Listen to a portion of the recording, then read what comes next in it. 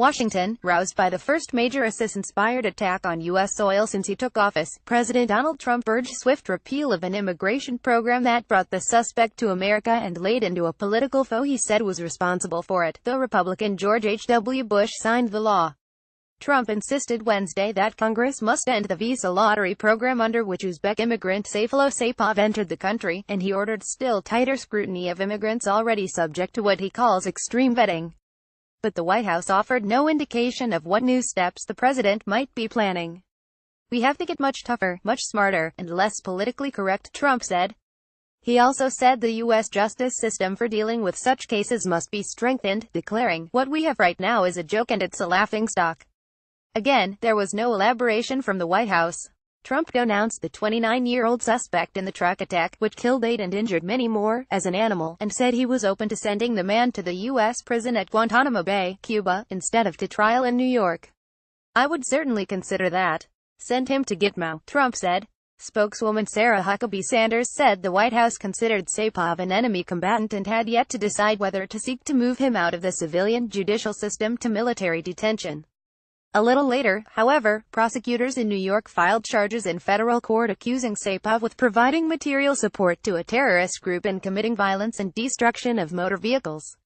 On the political front, Trump took to Twitter early Wednesday to blame Senate Minority Leader Chuck Schumer, a Democrat who represents New York, for the bipartisan visa program used by the suspect to enter the country in 2010. The Department of Homeland Security confirmed that Saipov entered the U.S. under the Diversity Visa Lottery program, which gives people from countries with low rates of immigration an opportunity to come to the U.S. Trump branded the program a Chuck Schumer beauty, and called on Congress to immediately begin work to end it.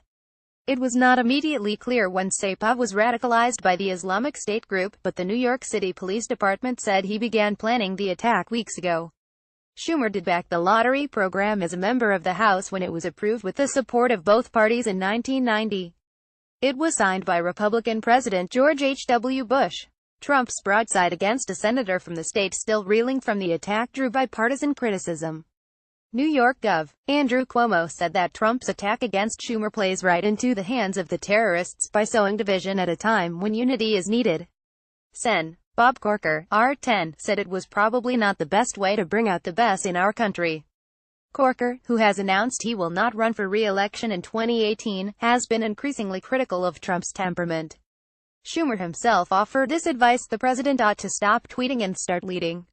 Senate Minority Leader Sen. Chuck Schumer of New York attends a news conference on American labor on Capitol Hill in Washington, Wednesday, November 1, 2017. Andrew Hornick of Sanders later said Trump has not blamed Senator Schumer and doesn't feel that the senator is responsible for the attack. Sen. John Cornyn, R. Texas, defended Trump's criticism of the visa lottery program. The diversity lottery visa's been criticized by many people as being pretty indiscriminate in terms of who's accepted into the country. I think it needs to be looked at. And I agree with the president that it can certainly be improved by more of a merit-based system. Sanders dismissed complaints that Trump was politicizing a tragedy, saying his calls for increasing extreme vetting of immigrants are something that frankly the president has been talking about for a long time. Indeed, Trump has made repeated attempts to restrict entry into the country through various iterations of a travel ban, which have been blocked by federal courts. The administration has argued that it needs a temporary pause on entry from certain countries in order to develop stricter vetting measures and put them in place. In the meantime, the administration has worked to improve information sharing with various countries. It also has developed new requirements for entry into the U.S., such as the use of biometric passports that are more difficult to forge.